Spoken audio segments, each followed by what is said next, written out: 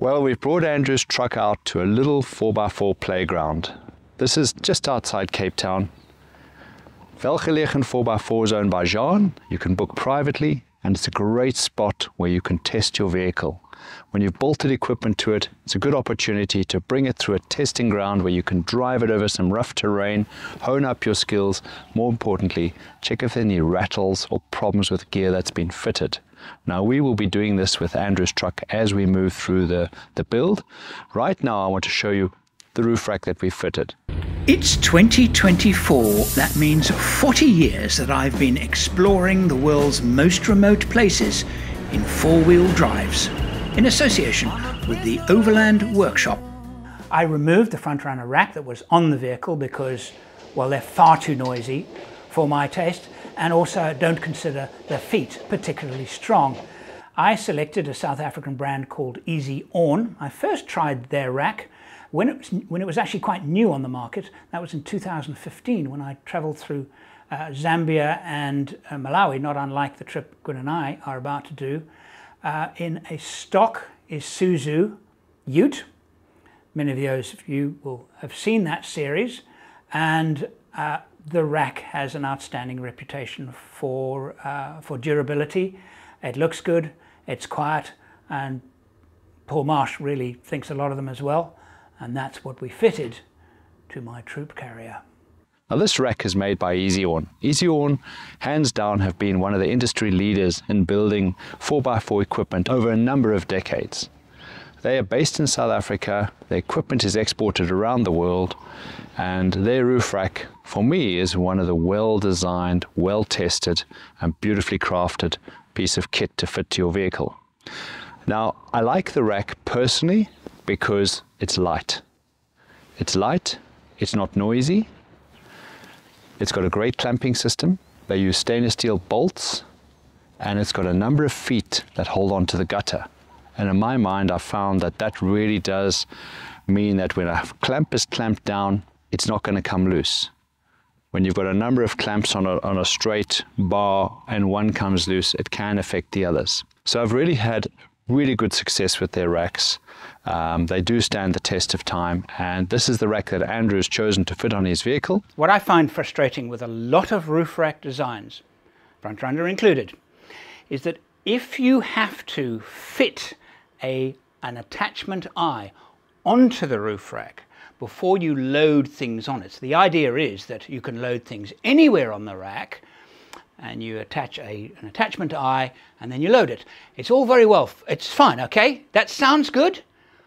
Well, what happens is that if you've half packed your rack and you now need to put something, oh, let's put something quickly there are no towing eyes.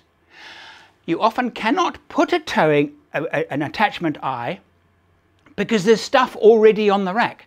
So you have to take everything off the rack.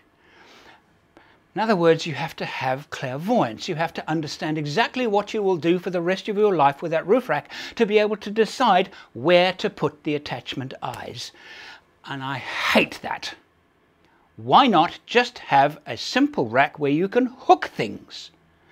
Hook underneath, around, loop, something, which means that you can literally at a moment's notice say to yourself, yeah, I'm gonna put that bag there, or that firewood there. Bungee strap, job done. I was asked the other day, serious question, what is your mission? And I had to think about it for a bit. My mission is, and the reason why I do these builds, and the reason why in a month's time, in fact right now while you're watching this video, I will be in Africa and starting my first expedition with this vehicle. My mission is to inspire and help those people who, like me, who see overland travel and exploration as a life-changing thing.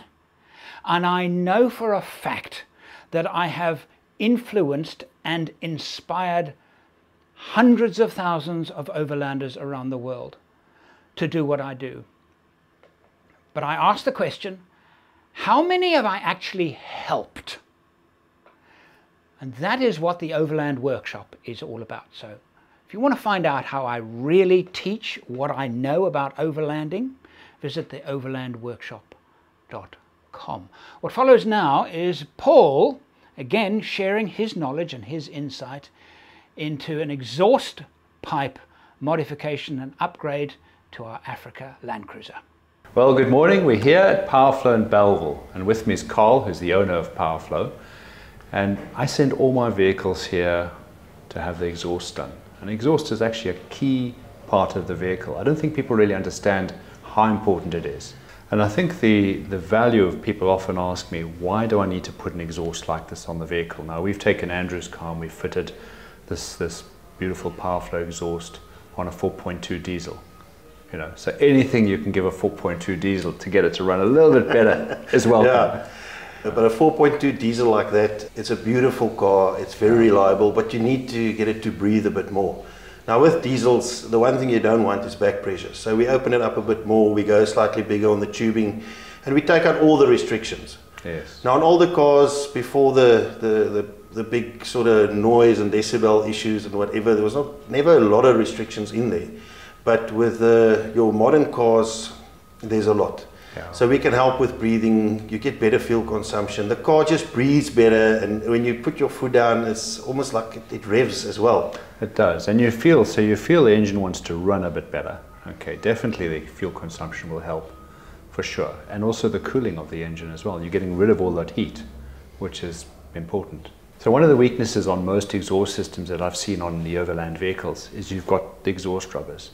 And you know, often the exhaust manages its lifetime, the rubbers break, the joints come loose, and of course if people have worked on them, even worse if they haven't used the correct nuts, properly mounted it, or the exhaust is under tension. So I know with your exhaust you pay particular attention to get the mounts really strong. Where it's fixed to the exhaust, I've seen it break often where the silencer's there but the bracket to the silencer is broken off. You know, maybe the rubber mount's broken, but that's often a weak point. I think what we try and accomplish here, we're still very old school. So although a big part of especially the 4x4 market has gone bolt-on, yes, we still prefer to build it on vehicle and also communicate with the client and ask him, what's the application? Yes. How loud do you want it? Because then you can choose the correct silencer. Some guys want to play in the dunes, they want it loud, they go straight pipe or something big. Other guys say, hey, listen, I'm going to go out into the wild, I'll look at birds, I'll look at animals, so then we can quiet it down as well.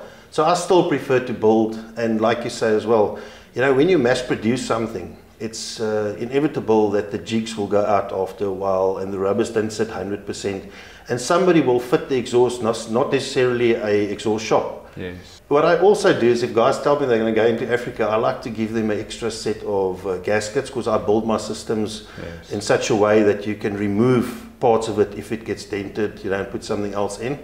And I'll give them extra rubbers just for in case, you never know. So many businesses, even you take your four-wheel drive vehicle to a main dealership, they don't have that experience of taking this vehicle into remote parts of Africa or around the world. So when things go wrong, you either can't get the parts or you can't get the help you need. So you're preempting it, which is great. So thank you. I mean, I think it's just great to see the setup. The workshop's always impeccably clean and tidy, I must say. A man after my own heart. And the team have a great welcoming commitment. Thanks to you. And very nice having you. Thanks, I hope we'll see each other in the future again. We will, absolutely. So as you can see, we're nearly finished with the exterior build. Wheels and tires need to go on, and then we can focus on the interior of the truck. Now that for me is the real heart of the vehicle, because you live in it, you sleep in it, you do everything in the vehicle, and Andrew's going to be editing in the truck. So to get that right, to make sure we capture the little nuances that he needs to make this truck comfortable, enjoyable, so he can take it on the long trips that he wants to enjoy, that's going to be our challenge. Join us as we show you how we do it. For me, overlanding and exploration is life-changing, and I know it is for many, many people. And I know that I inspire hundreds of thousands of people around the world to go overlanding. But how many do I actually help? And the way I help is through my platform called the Overland Workshop. If you want to find out more, log in to overland-workshop.com.